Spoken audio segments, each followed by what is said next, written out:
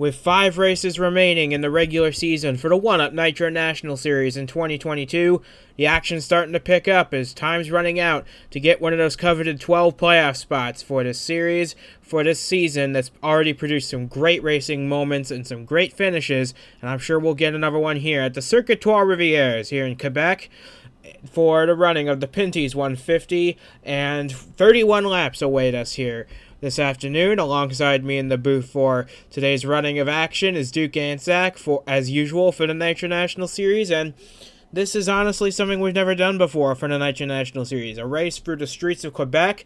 This is going to be a lot of fun. Round number 2 for Canada Week this weekend. A lot can happen in between the confines of the concrete barriers, and expect some sheet metal to be traded along the way. Oh, absolutely. Street courses are always wild, and this is no different. I mean, it's just going to be a fantastic race we've got here today, and a great battle in the points, like you mentioned.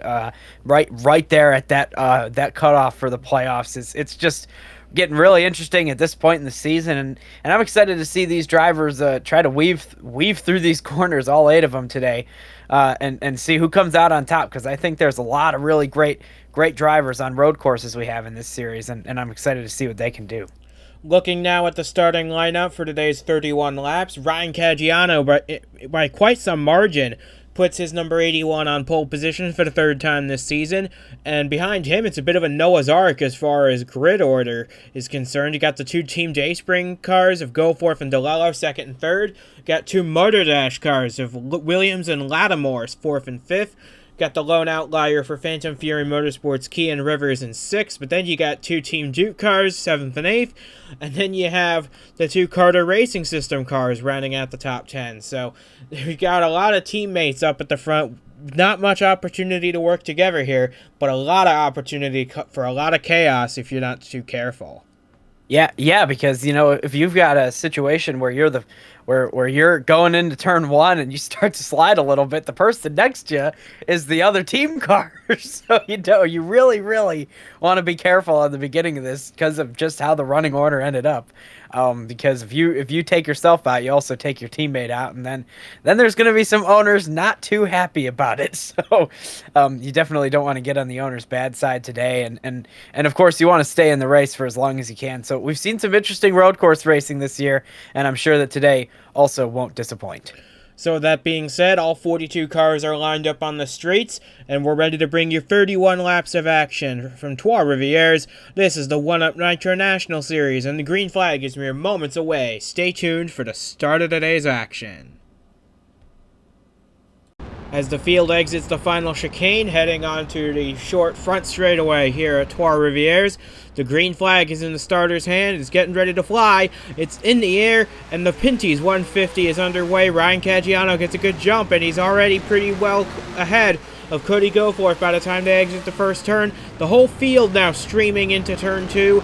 Down, hugging that concrete barrier as tight as they possibly can. And oh, we've got contact in the back.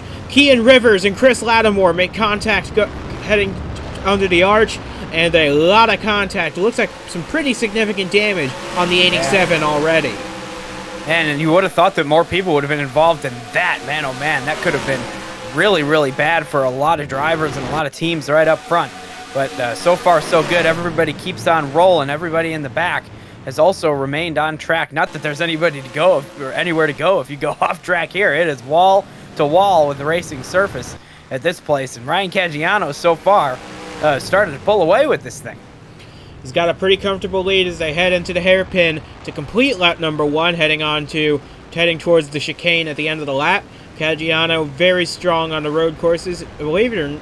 Yeah, and here Chris Lattimore actually has stayed on the racetrack, so it looks like they're going to try and run one more lap at least to assess the damage and see how significant it is on that 87. And at the end of the first lap, Ryan Caggiano has a 1.2 second lead over Cody Goforth. That is what you want to see if you're that 81 team, because you definitely want to put as much space between yourself and the next guy when pit stops can really shake up the order of this race, and not always in the pole sitter's favor. Yeah, for sure. Pit stops really throw a big wrench into all the plans today. So this first run has got to be all about just going hard and getting as far out ahead as you can for Ryan Caggiano. because that's going to be the main thing. You want to give yourself as much of breathing room as you can before you have to make that pit stop. So the 81 doing a good job so far, running out front and starting to pull away. Heading now towards the hairpin once again is Ryan Caggiano. A very strong start for the points leader. He's only finished out of the top 10, I believe, only twice all season long, and those were both at super speedway races. So very much a season of consistency for Ryan Caggiano, but still looking for that first win of the year. Could it come here today? He's doing a pretty good job of it, as it looks like now Chris Lattimore is coming into the pits. It looks like that damage is significant enough to warrant a trip to the pit lane. This is way too early to make it to the end of the race. He's going to have to make another stop. Yeah, and that's just an unfortunate situation for the 87. I mean, we never got to replay what happened, but as far as I can tell, it really looked like that he just had nowhere to go. It was a lot of people in one small little area on this racetrack. It's not super wide here, and just got hooked and sent out into the wall, and unfortunately got too much damage to stay on the track without making a pit stop. So bad break there, but we got a race to run here, and Ryan Caggiano thinks that it's his to win. He's pulled out to an almost 2-second lead already over the field, has Ryan Caggiano, trying to accomplish a big win, because remember, this is his last season in the Nitro National Series. He wants to claim a second championship, and he's on pace to do it right now, as we see a little contact further back in the field between Wells and McFadden, and you see Chris Lattimore all by himself at the tail end of the field. But, and I see one car peeling off into the pits already, and let's see who it is based on the running order changing. At the end of this lap, it looks like, checking the scoreboards, it's Alex Verget-Berube in car number 3. I'm hearing reports now that he may have run over some debris dropped by the 87. So Alex Verget-Berube fitting to replace a flattened tire. He will join the back of the field as well. A very tough break for the driver of the 3. Yeah, that is tough, and something that you can't control as a driver, especially when you're in this big situation like that. There he is coming out of the pits right now, just behind Chris Lattimore there. So dead last for the 3 car, and just ahead is Chris Lattimore after coming out of the pits. Not a great start to the day for them, and no caution could help them now. So yeah, gonna be a long day for these two teams. We'll see what their alternate strategy can provide them. Granted, they can't make it to the end from here, I don't think, but maybe a contrarian strategy will help them a little further up the order. As we now make our way back to the battle for second, now to the race leads, Ryan Caggiano, who currently has a 3-second lead over Cody Goforth after just 4 laps. This 81 looks like it's on rails at the moment. Yeah, he's doing a great job right now at this race, just staying calm, keeping it steady. He was able to get clear after that first turn on the first lap, and then ever since, he's just been cool and collected all the way, being able to hit his marks every single corner, and that's all you really need to do. You just have to do that over and over and over again, 31 times today in total, and he's been executing so far. So now, as we make our way down one of the very long straights here on this Quebec street circuit, as now the battle for second rages on between Cody Goforth in the 01, Logan Williams in the 23, who only has the 1 top 10 this season, and to the best of my knowledge, it came last time out of Chicagoland. So Williams having a very strong run of performance as of late, but they're still almost 4 seconds behind Ryan Caggiano. So unless the pit stops really shake up the order, because remember, number 1 pit stall here at Trois Rivieres is not the most advantageous stall to be in, because that sharp pit lane exit. So you really want to be a little ways behind that so you can get a straight shot exiting out. But regardless, these guys are going to have a lot of work to do if Ryan Caggiano keeps the pace he's going at right now. For sure, and that's just something that's going to develop in this race. Whether maybe what's happening is that 81 is pushing really, really hard. He's not really saving his tires too much, and by the end of this run, they'll all be back up together. Who knows how it's going to go? So it'll be interesting to find out as we watch this race develop. And then, of course, the pit stops. There's going to be probably a couple different strategies, whether you pit first in the group or if you pit last in the group or in between. I'm sure that one way will be a little bit more advantageous than another, and then the crew becomes involved with all of it as well. And you know, these Nitro National Series, sometimes they go a whole race without making any pit stops, so these crews aren't completely experienced all the time. Of course, they're great at what they do, but you never know what can happen. The less reps you get, the more mistakes could happen, and we could very well see one today. So right now it's a 4-car battle for second, right, separated by about 3 seconds between them, as Caggiano has built up a 4-second gap between himself and the L1 of Goforth. Team Dayspring having a pretty solid day so far, with Goforth in second. DeLello started third, dropped a spot to fourth, but still, as they run right now, both of those cars would be in the playoff positions. So, and that was the goal of Team Dayspring all along, was to get both those two cars into playoff contention by the end of today. And right now, they're doing a pretty good job of it, running second and fourth. But right now, nobody is catching Ryan Caggiano at the rate he's going at. He's built up a almost 4-second lead. It's almost certainly going to be over 4 seconds next time they cross the line. Yeah, I'm a little bit curious about what's going on here with this whole group of 4 cars. Typically, at a place where it's tough to pass, like here or any other road course, really, you know, where you only have a couple different passing zones, you can kind of look at a group of cars like this and say that the one ahead of them might be holding them up, and that's why they're all bunched together. But really, there's a big gap between this 01 car and everybody behind. So I don't know if that's what's happening here. I'm inclined to believe that Ryan Caggiano really is just that much faster than these guys. You know, based on that gap between the 01 and the 23 here, that's just it's just more. I'd expect that 23 to be really caught up to the 21 if it was the case that he was holding everybody up there. So I don't know. It's a fascinating situation. Maybe everybody's just hanging tight here, waiting for that pit stop. And I can report our first retirement of the day, and it is a true unfortunate story. Team Umbra, in their 2-car Chevrolet team, has had an absolute struggle making races this year. They've only made one with their 26 car at Phoenix. This is the first time their 44 car has made the field for any event, and it only lasted 4 laps before the transmission failed on that 44 Chevrolet of Sarah White. Her Nitro National Series debut comes to an early end here at Trois Rivieres, but she'll try and gear up and get ready for Darlington next week to try and make start number 2. It's been a tough go of it for Team Umbra this season, but so far, they've got a lot to be proud of this weekend. Just making the race was a big deal for that. Yeah, you know, that's just a tough break, but it's just how it is sometimes. Unfortunately, this sport can be absolutely cruel, you know, sometimes, but hey, they'll come back and they'll keep fighting, and eventually one of these days we'll be calling a race where they're fighting for the win, and they come out on top. So we'll see how that happens and when it happens, but for now, unfortunately, they're going to have to try to build up to that point and move on to next week. And right now, it looks like this group of 4 has been split in half. So now the battle rages for second between Goforth and Williams, and then the battle for fourth between DeLello and Ironhouse. They have pretty much checked themselves out from the absolute train of cars racing for sixth from sixth on back. But Caggiano has just built a massive lead, as you can see. And now you can see that Lattimore and Alex Fischer-Perub in the 3, they have caught the tail end of the field. They've got fresher tires. They had track position with clear air in front of them, but now they've caught the tail end of the field, and passing is very difficult on a street track like this. So you're gonna need patience, but you don't have a lot of time to get things done. We're already a third of the way through this race.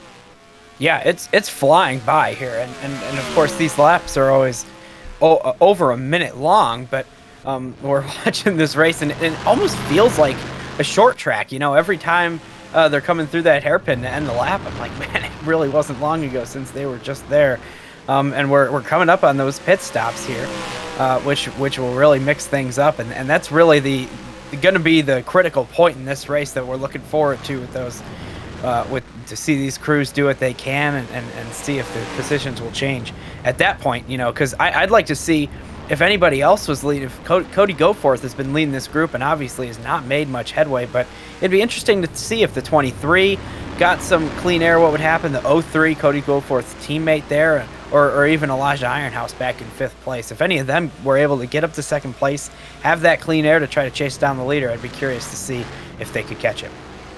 That gap just keeps getting bigger and bigger every lap. It's now 6.1 seconds between Caggiano and Goforth. I'm just trying to imagine how big that gap's going to be by the end of this race if things stay the way they are right now.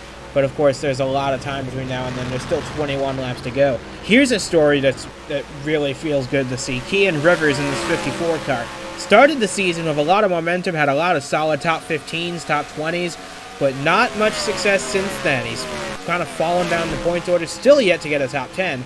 Could today be the day? And how about this run by Bentley Schaefer in the 46, the Brit, having a very strong run in the 46. He failed to qualify last time out of Chicagoland, and here he is just running outside the top 10 and 11. It just shows you different track types suit different drivers more than others, and Bentley Schaefer making the most of his road racing prowess here today. Oh, for sure. This is an absolutely fantastic run for a car that you don't really see up front very often. Of course, started 11th and is still running right around there. So a really solid run for that organization, and a great job. Job well done today. We'll see if they're able to gain any spots in the pit lane like some of these other drivers. But, as good of a run as that is, nobody's having as good of a run as the 81 car right now. Ryan Caggiano is just driving away with it. He's got a 6.5 second lead. We'll see how big it can get later on in this race. But right now, Cody Goforth doing as good a job as he can to hold off Logan Williams. He's got about a second in the bank between the 01 and the 23. So plenty of space to work with. And what they might do with Team Dayspring is split the strategies between them. Maybe pull in DeLello a lap or two earlier than scheduled to try and convince the 23 to pit early. And that allows the 01 to stick to the preferred strategy and stay ahead of the Moto Dash Racing team. You never know. It could be a worthwhile thing to consider, but keep in mind they're still racing for points. Yeah, so it's definitely good to just really give yourself as good of a chance to stay in your position as you can. So you got to be watching the lap times to see if your tires are falling off at all, or at any, however it's going. And we see right here the two drivers, Chris Lattimore and Alex Regeparub, who had to make a pit stop early in this race. They've caught the back of the field. Of course, they haven't been able to make any headway because there's very few places where you can really make good ground to pass somebody here. But they've caught the back of the field, and that tells me that fresh tires might be a little bit more valuable than we may have thought. So I would expect that the people who come down the pit lane first are going to have the biggest advantage in this race. The lap times fall off about 3 seconds between the beginning and the end of a stint. So you're right. Tires mean a lot here, and it's who can put the fresh set of boots on first that could be the key to winning this race. Of course, unless Caggiano just runs away with it like he's been doing so far. But the thing is, with these pit stops, the window is very wide here. It can be anywhere between lap 10 and lap 22. So there's a lot of wiggle room to plan your move out, because you can go about 20 to 21 laps on a tank of fuel, which is what they're going to go for. But my question is, who's going to be the first one to blink among this top 10?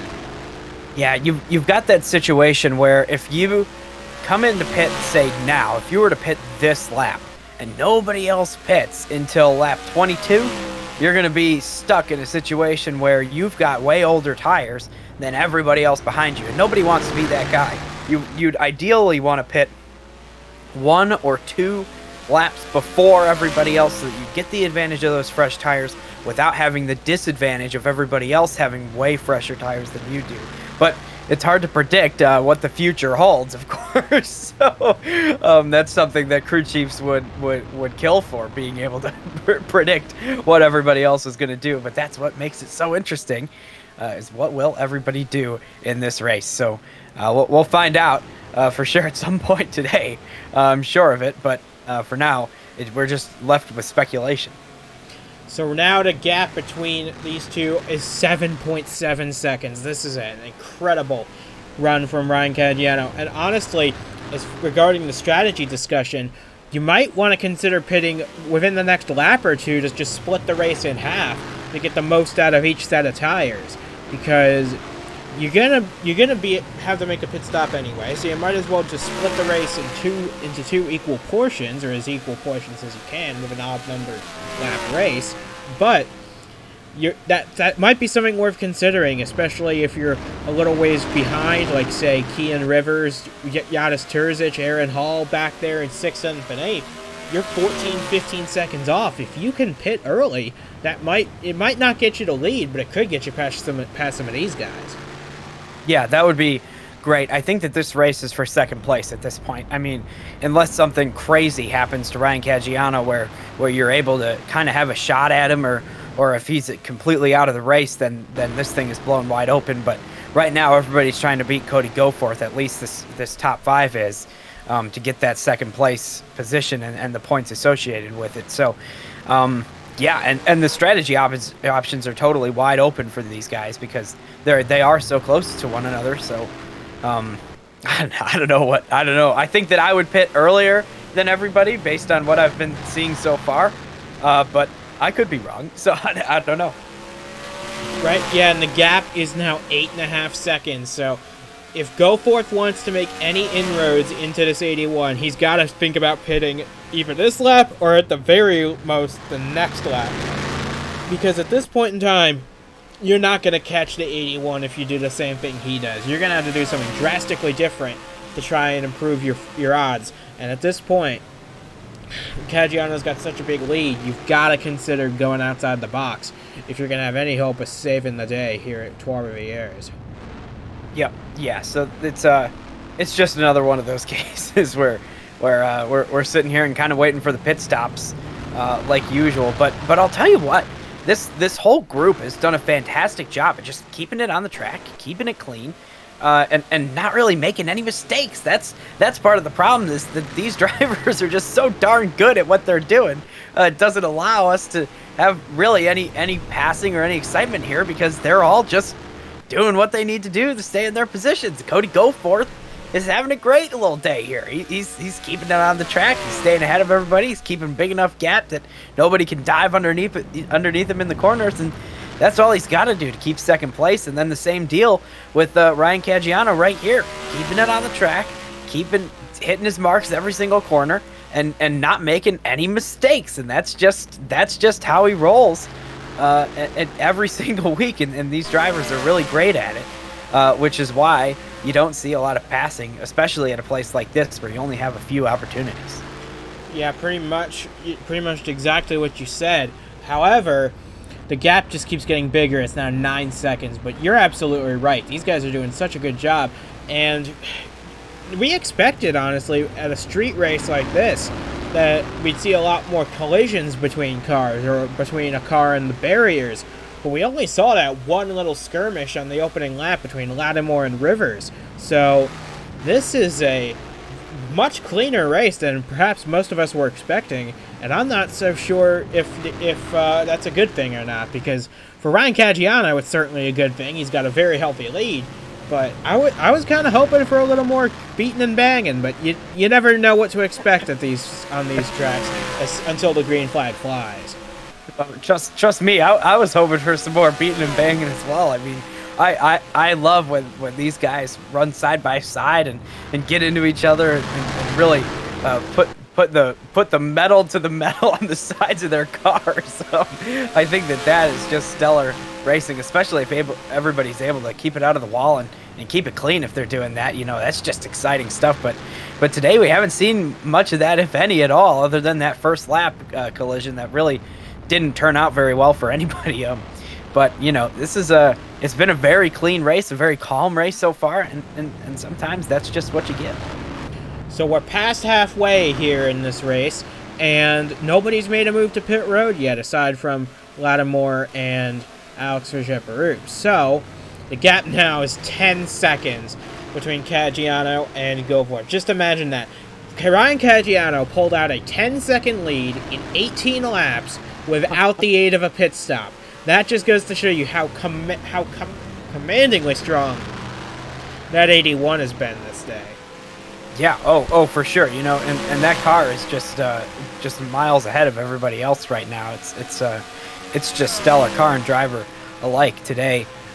Just no stopping them at this point. So, regardless, these guys have been racing. You know, they're keeping up with each other. This whole group of four is right there, and that just like we've been saying, it just means that there is a chance that these guys are gonna kind of tangle at some point in this race. And I've been noticing the 23 might be getting a little bit closer to that 01 car, but nobody's able to get a really good run out of the corner. That's what you need, especially at this track where you're going to be passing on the entry at a lot of these corners, and like through there, it's just hard to get a run on somebody, especially if they're going through there and not making any mistakes. And you know, nobody's really been making any mistakes today at all the way throughout the field. Of course, other than when they were 4 wide on lap 1, that was kind of the big thing. And there's Chris Lattimore, who was involved with that. And yeah, it looks like it looks like he made his second pit stop, so he's good to go to the end. AF Walsh in the 42, he made his pit stop earlier, so he's good to go to the end. And he's about to be lapped by Ryan Caggiano in this 81, but I think Walsh is going to be able to stay well clear of the 81. He's got fresher tires, and he's got clear air, so he can click off some fast laps to try and make this work. But Walsh might be on the right strategy here. If you get in a few laps before everybody else, he was running like in the high 20s to low 30s, but he might be able to jump up maybe inside the top 20 with that run. Yeah, we'll see. I think that's a really great strategy move. I'm honestly shocked that still nobody else has made a pit stop yet. I mean, that's just I would not have guessed that. I feel like the door was wide open on lap 19 for everybody to make their pit stop right then, and you know that everybody's going to pit by, you know, around this time in the race, and you know, just want to be a little bit ahead of them. So I don't know. This has been very fascinating to see. It's not like they're waiting for a caution. It's not like they feel like they're in the danger zone or anything. There's no caution's going to happen here. So I don't know. It's weird. It's interesting. They know what they're doing here, but I'm not sure if I know what they're doing yet. It's a fascinating situation.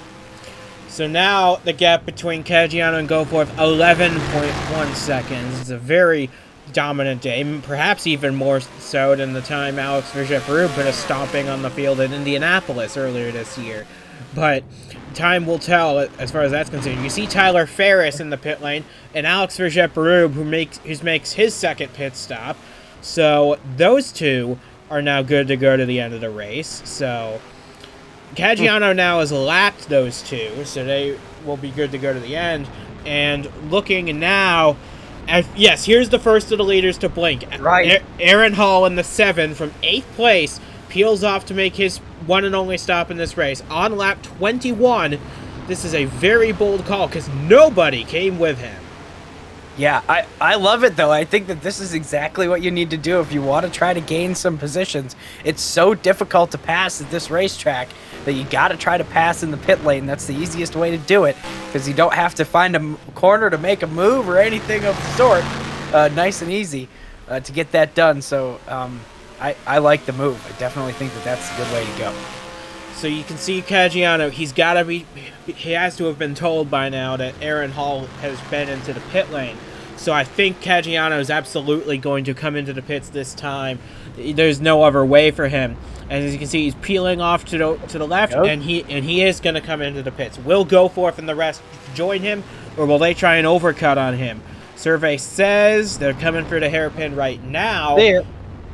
They're pitting here for sure. Yeah, they're all coming this time. Oh boy, going to be a busy pit lane. This is interesting because everybody's going to have to be very careful here in the pit lane while it's completely packed full of race cars. It's going to be not a lot of room for a lot of people really quickly here as the whole field is going to come down pit lane this time. And the thing is, Caggiano is going to be done with his service just as everybody else is getting started. So a lot is hinging on this pit stop. The jack drops on the 81. He's off and away. Everybody else is still on pit road getting service. He's pulling out of the pit lane with a big lead. Oh, but he hits the wall! This Ryan Caggiano. We were worried about this with his number 1 pit selection. he has knocked the wall down pretty significantly on that 81. My question, and now Goforth does the same thing to a lesser extent. My question is the damage significant enough on that 81 to warrant a second pit stop in this race? That was a big hit too. I mean, it completely changed the direction his car was going in. I mean, that was the significant smack on the wall right there. Big trouble possibly for the leader of this race, and also Cody Goforth, who was sitting in second place in this one as well. Meanwhile, the 03 car has lost a position to Elijah Ironhouse. That happened on the pit lane just by virtue of the pit stop speed or whatever it may have been. But that's the only position change I see so far. Where was Aaron Hall before the pit stops? Well, let's see if 81 comes in. Stays out for now. He stays out. He's going to give it a reconnaissance lap here to try and assess the damage. But Aaron Hall was running 8th at the time of the pit stops. He will come out of this a net 6. So that will jump him up 2 spots. That was the right thing to do, in my opinion, for Aaron Hall. Get into the pits early, click off a fast lap. Oh, and we see Ricky Freeman Jr. in the 91. He never left his pit box after his pit stop. A mechanical gremlin perhaps plaguing the 91 team. And this was a team right on the cusp of playoff contention as well. A very tough break for Ricky Freeman Jr. We'll see if he can get back out there. But regardless, his hopes of winning are done. Yeah, so that's a really tough break right there for Ricky Freeman Jr. And just, after such a calm race to have an issue like that, it's a tough break for anybody in that situation. But now the concern kind of rests on this 81 car. If he's able to make it to the end of this race, even with that damage, he's got a 12.5-second lead over everybody. So he's got this thing in control. He could probably ride it out and win it. If he's able to keep up this pace, but of course he does have damage after hitting that wall, so we'll see how all this plays out. I just don't know. This has become very dramatic after the pit stops, as we anticipated, but in a way that we could have never anticipated here at this race. So now Cody Goforth is just falling further and further behind. I don't think that damage is significant enough for it to be of major concern to Ryan Caggiano at this point in time. It just goes to show you the durability of these race cars, how tough they've become. That was a pretty solid whack to the barriers for Ryan Caggiano on the exit of his pit. So, and for Cody Goforth as well to a smaller extent. So at this point in time, Caggiano is still pulling out tenths of seconds every lap. He's now up to 13 seconds a lead. That is an impressive feat. So Caggiano, clearly the damage isn't hurting him that badly, and he's just carrying on his way, picking up right where he left off. Yeah, well, something about these cars and the way they're designed, if you look real closely at the wheel wells of these cars and the way that they're shaped, they don't really have any lip or they don't stick out from the side of the car. The whole side is completely flat, and the wheel wells are just cut out entirely, so it doesn't really curl in, especially if you hit the wall square. It kind of the whole side of the car will get a little bit crushed in, but it might not be anywhere near the tire. And with a 13.5-second lead, if your tire isn't rubbing, I mean, even if you have a little bit of an aero deficiency after the wall contact, you spend a lap seeing what's wrong with it, and then if there's nothing, stay out there, because your tire's not going to blow, and you got a little bit of damage, but whatever, you're leading the race. I wouldn't risk making another pit stop if there isn't a terminal issue. So Ricky Freeman Jr. gets back onto the racetrack 2 laps down. You can see now Cody Goforth's lead, deficit, I should say, is now 13.5 seconds. That is just devastating for the entire field. Ryan Caggiano is putting an absolute whipping on this entire field. You can see they got him back on the racetrack, but it looks like the damage was done from the moment he came into his pit stall the first time. And it looks like Ricky Freeman Jr.'s day has just gone from bad to worse, came to a stop on the racetrack, got a tow back to the pit lane, and we can probably say with a decent amount of certainty that his day is now done. Yep. Yeah, no, not really going to be a lot of recovering from that. I mean, you want to get back out on the track in case somebody else has some sort of terminal issue that takes them out of the race. But You know, there's not going to be any making up positions for them, even if they do get back out there. And of course, they've had that problem now for a second time. So, not a good end to the day for Ricky Freeman Jr. But hey, you got to swallow it. Go to the next race and forget it ever happened. Make it happen next week. Which for them will be Darlington Raceway in 1 week's time. Looking forward to that one. But we still got a few laps left here at Trois Rivieres for plenty of action to come.